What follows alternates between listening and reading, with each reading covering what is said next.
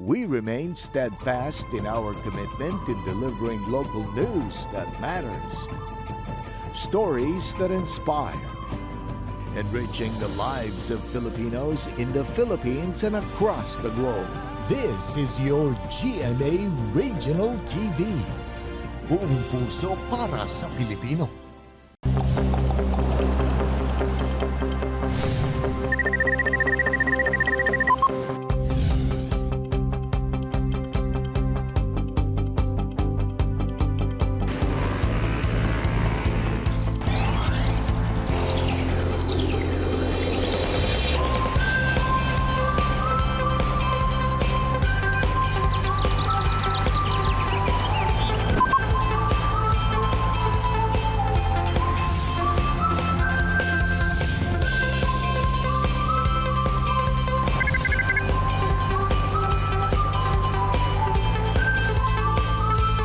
Kini ang At Home with GMA Regional TV.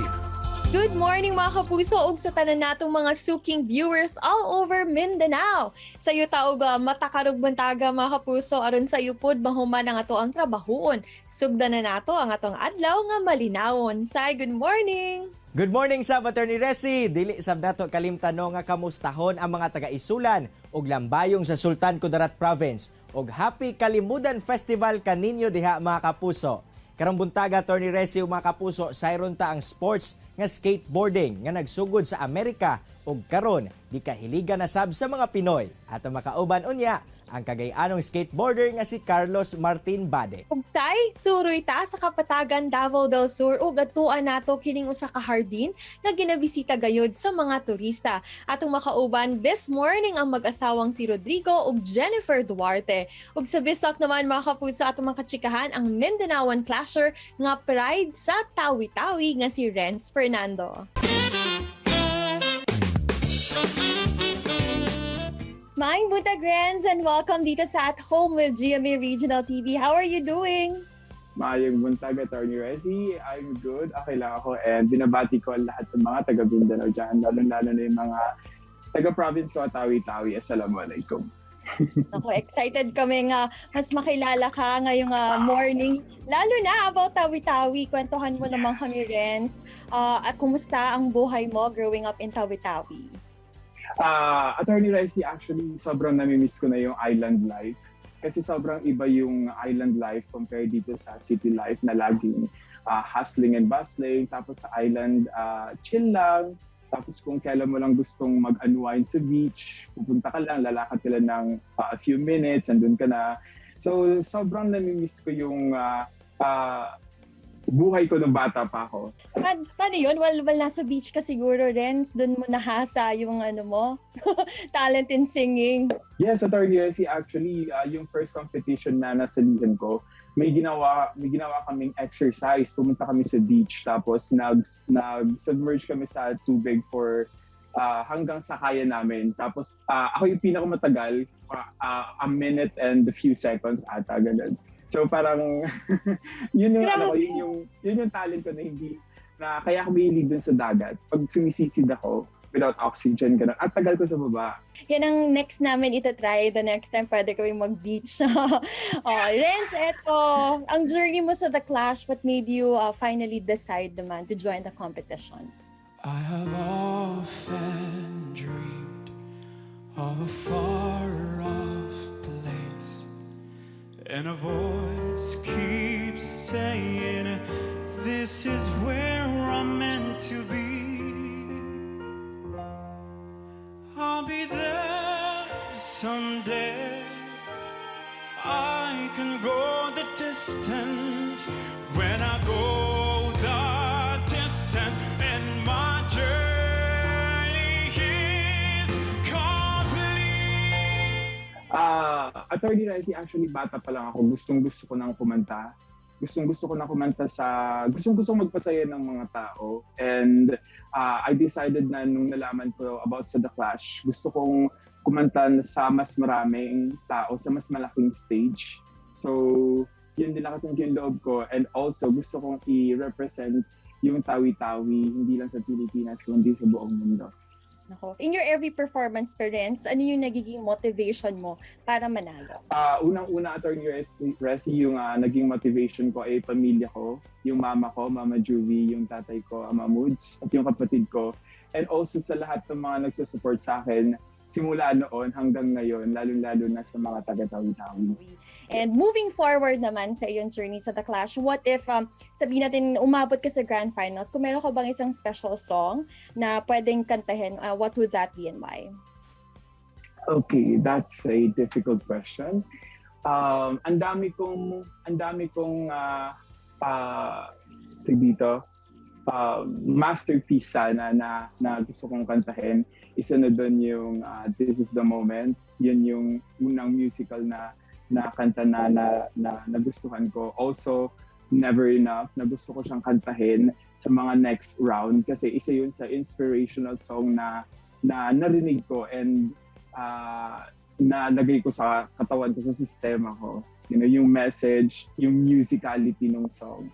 So gusto ko siyang kantahin, gusto kong ma-feel yung na parang nasa malaking theater akong kumakanta. Yun.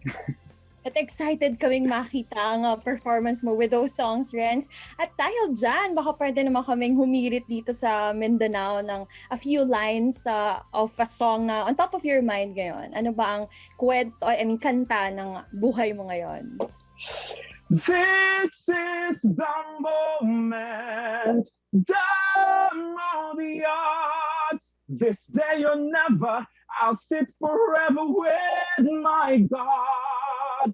This is the day, see it sparkle and shine, when all I've lived for become mine. Grabe! Renz! Hindi pa to hindi to the Clash stage pero pang champion ang performance mo. Maraming salamat. And of course, marami ang sumusubaybay at sumusuporta talaga sa lalo na dito sa Mindanao. Ano ang mensahe mo para sa kanila? Okay, daghang salamat sa mga nanonood at nagsusuporta sa akin sa mga taga Mindanao. And also to my tribe, Tausug tribe na taga Tawi-Tawi, magsukol tuod kanyo katan. Lalo na sa pamilya ko, sa tatay ko, sa mama ko, at saka sa kapatid ko. Mga kapatid ko po, yun po. And also invite them na supportahan ka sa The Clash journey also, Renz. Okay. Clash Nations na taga Mindanao, patuloy niyo po kami suportahan. Hindi lang po ako, pati po yung mga Clashers ko na patuloy na lumalaban na sa journey na ito. And also, wag po kayo magsasawa manood ng The Clash every Saturdays and Sundays po. Dagan kayong salamat, Renz, for joining us dito sa At Home with GMA Regional TV.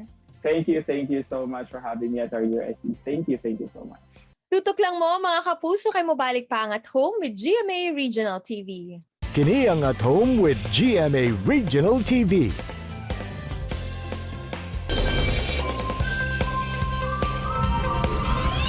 Mga kapuso, ning milabay nga Olympics naghatod gayud og dungog ang sport nga skateboarding sa atong nasod. Bisan pa man nga wala na himong medalist ang atong pambato. Hinungdan natagaan na karon og dugang nga pagtagad ang industriya. Dinhi sa syudad sa Cagayan de Oro atong kamustahon ang grupo sa mga skateboarders. Atong makauban si Sir Carlos Martin Bade gikan sa Cagayan de Oro Skateboarding Association. Sir Carlos, good morning and welcome dinhi sa At Home with GMA Regional TV. Kamusta ka? Morning, sir. Biyag, okay ra. Then, skate lang gyapon. Sir Carlos, unang-una, kamustahon sa nako ang inyuhang grupo, sir? Kamusta ba ang CDO Skateboarding Association karong panahona? Unsa ba ang mga bagong hitabo sa inyuhang grupo? Karong panahon na, sir, ang skateboarding organization sa Cagayan de Oro, buyag-buyag na notice na kay few weeks ago tagaan gimi pagtagad sa gobyerno. Then usapod nagsaad daw sila nga butangan mi og skate park dito sa Eco Park. Then as of now kay wala pa man ang public skate park, mo nang gihatag nila ang Barangay 40 nga tennis court as temporary public skate park namo. And then mo ni karon nang naitabo na diri tanan gadula, wala na sa Divisoria, wala na magkalat-kalat kayo dito. Mo nang update sa among grupo karon. Kining grupo ninyo, Sir Carlos, nga gimugna sa syudad, unsa ba ang tumong niini ug asa nakasentro ang mensahe nga hatod sa inyong grupo? Ang among grupo, sir, is namugna gini siya kay nagtuumi nga ang skateboarding isa ka recreational nga activity. Like sumana pareha na ako kung wala ko nag-skate, wala gi ko'y lain pod sport, then ang uban pod mga bata napalayo sila sa mga dautan nga mga elemento kay diri kay nakatapok sila skateboarding dayon kana gusto na mo nga matapok tanan nga mga skateboarder diri sa Cagayan de Oro kay daghan naman gid kay amin anay mga lain-lain nga mga taga barangay nga skateboard gyapon. Dayon kana among target gid isang matabangan ang nagsunod sa amua. Kay ako, dugay naman ko gadua, 1999, 2000, nanana. Sa among target sa among grupo, ang mga elders, nga matabangan ang mga bata, nga naging sila dulaanan. Kay sa amuang panahon, wagid mi dulaanan nga sakto. Sir Carlos, sa itong isgutan ang imuhang journey ani nga sport, paunsa ka ba nagsugod aning skateboarding? Labi pa nga di ba ni ilado sa atong nasod? O unsa-unsa sab ang mga kalisod nga nisinati ninyo labi pa nga dili kaayo dawat ang sport sa atong katilingban? Sa ako, before ko na ay sa pagsugod na kog skateboard, wala pa ni siya gi-accept as sport. Ang skateboarding sa una sa pagsugod na ako, murag lifestyle ra gid siya. Karon nga naa na siya sa Olympics, murag di gid ta na notice nga sport gid ay gyapon siya. Ang nakalisod sa among pagsugod sa una kay maglisod mig palit sa among gamit.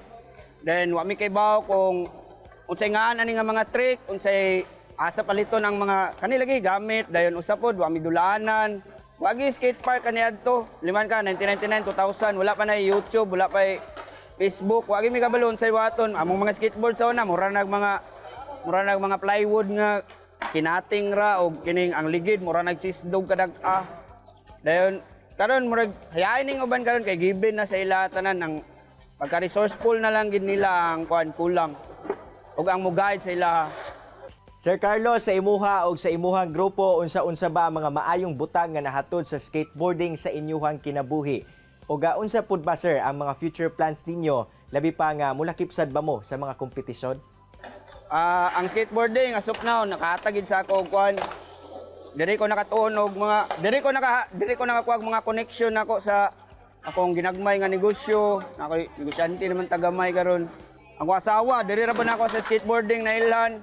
Plano na ko, wala na ko plano mapil og competition kay lagi nanatay medyo edad-edad na tagamay. Akong focus lang ang misunod sa kuha nga youth nga matabangan namo kami sa among grupo, kami sa among organization nga kaning mga batanon karon. Mura mong aim sa skateboarding organization. Sir Carlos, alang sa itong mga kapuso viewers, aduna ka ba'y tambag sa mga kabatanunan o hamtong nga buot sab mo sulod ni ini nga sport? Katong mga gusto magtuon, namin diri sa Barangay 40 nga tennis court as of now, wala pa man tay public nga skate park, pon naa kay natay galihokon ana.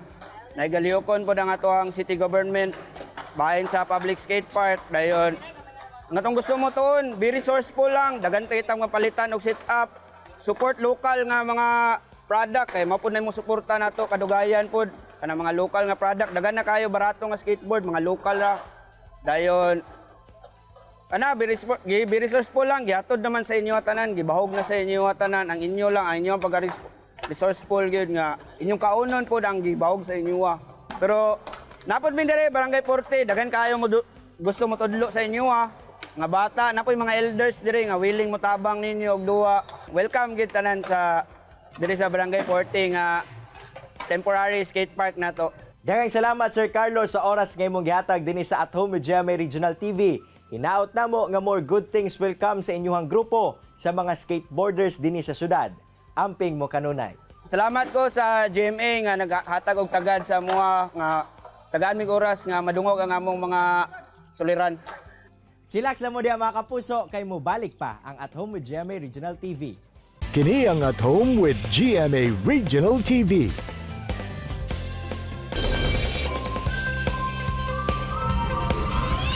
Mga kapuso, this morning, suroy ta sa Kapatagan, Davao del Sur, kauban ang mag-asawang si Sir Rodrigo and Ma'am Jennifer Duarte. Good morning, Sir Rods and Ma'am Jen, and welcome dito sa At Home with GMA Regional TV. Kamusta mo? Morning, attorney. Hi, attorney. Good morning. Thank you for having us here. Okay lang po. Unsa ba ang rason nga nung naka-decide mo nga i-try ang gardening? Actually, attorney, pandemic project na mo ni siya. During katong nag-start ang lockdown, wala man mi lingaw dito sa baba, dito sa amo sa Kidapawan. Me also as a surgeon sa hospital, so wala pasyente. So, lingaw sa balay, so inspire me na matuta manaka ta sa bukid and mananom ta og flowers dito. Ato ang ikalingawan pod na flowers. Unsay available sa kapatagan. Kaya usually during the pandemic, ang gihiligan sa mga babae is kining mga collection of flowers. Tapos, and very expensive para sa ako no? So gi-trick na ko akong wife. Why not matuta og kapatagan, mananumta dito mga bulak na katuning mabuhi sa kapatagan. Pangayo lang ganin ang uban or kana gani mamalit ni at a cheaper price. So gi-propagate na mo siya. So mo na siya ang field of flowers na mo diri sa kapatagan. Nakita mo na mo dito, attorney, sa ibang bansa na kaning bisag kaning field good nga flowers.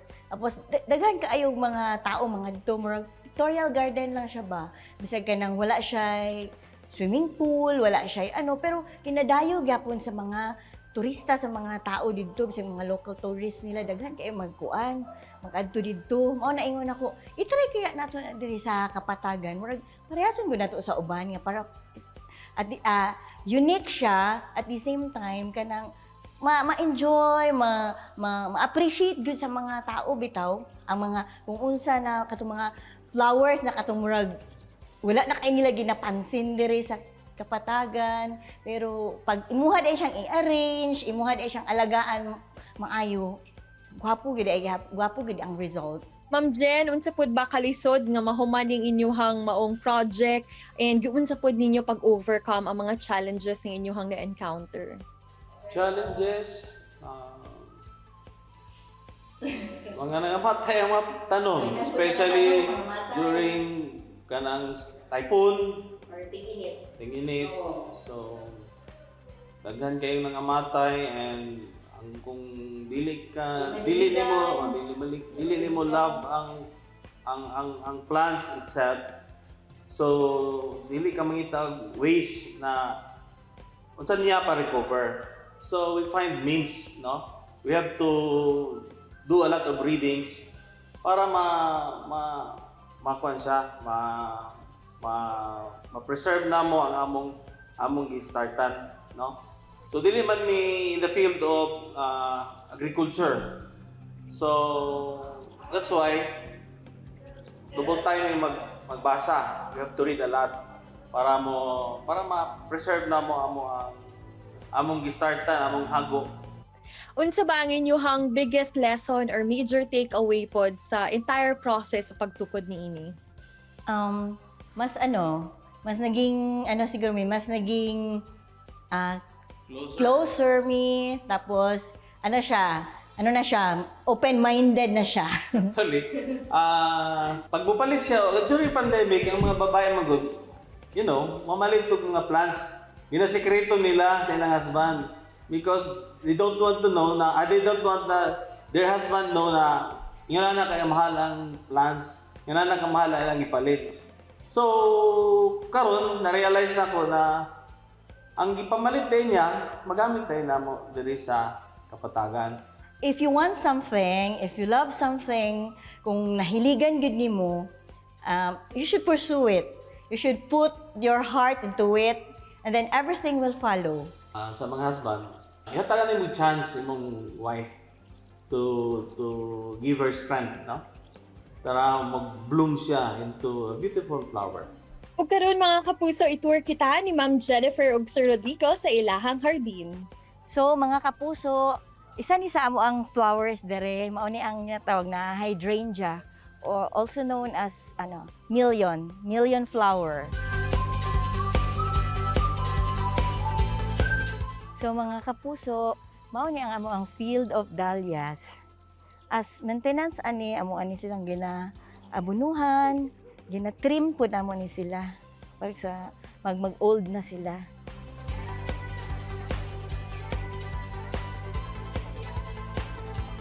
In this area mga kapuso, mao ni ang amo ang ginatawag na lavender fields, inspired sa Hokkaido, Japan. Since wala tay lavender diri sa atong lugar, mao ni ang ginatawag na lyukanta. Support lokal ta mga kapuso. Plus, the windmill na inspired sa Netherlands, ug ang kabugnaw sa lugar, plus ang fog. So, 2-in-1 gyud ta mga kapuso. Japan and Netherlands feels gyud ta. So, ani na mo dire para ma-experience ninyo ang duha ka lugar. Ug karon mga kapuso, dire na pud ta sa Coreopsis Field. Kahibalo ba mo mga kapuso, na common lang kaayo ni na flower dire sa among lugar. Makita lang ninyo sa mga daplin sa dalan, ug ang uban ginadisregard lang ni nila ng mga flower. But me and my husband see the beauty of it. And see the result now. Hope you enjoy mga kapuso! Bye! Daghan kaayong salamat Sir Rodrigo and Ma'am Jennifer sa pag-uban kanamo o pagsuroy po daha sa inyohang gwapo kaayo na hardin. Daghan kaayong salamat and stay safe always. Sayog mga kapuso na amazed gid kita sa mga bulak ug tanom nga nakadugang ug kanindot sa hardin nga gipasigarbo kanato nila Sir Rodrigo ug Ma'am Jennifer Duarte.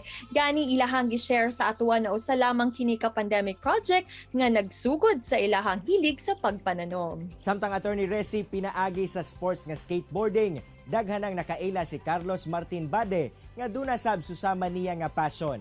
Panghinaot nila nga pinaagi sa ilang grupo, matagaan og tagad ang ilahang hilig aron mas mahasa sila ug makahatod og dungog sa atong nasod. Say mga kapuso, atong mas naila-ila ang proud Mindanaoan ug The Clash finalist nga tubong tawi-tawi nga si Renz Fernando. Karon nga nakasulod na siya sa The Clash na top 10 mga kapuso, ato gyud siyang suportahan. Mga kapuso, na-inspired na kakaton kamo sa gi-share sa itong mga bisita karong buntaga. Sama na lang sa panultiyo ni Anthony Robbins nga when you are grateful, fear disappears and abundance appears. Mga kapuso, makita pagbalik ang atong episode pinagi sa pagbisita sa www.gmaregionaltv.com ug ayaw mo kalimuthan na mag-subscribe sa official YouTube channel sa GMA Regional TV. See you tomorrow mga kapuso sa Kapuso Fans Day. Stay safe and healthy. Ako si Attorney Resi Rizada. Kinisab si Cyril Chavez. Buong puso para sa Pilipino.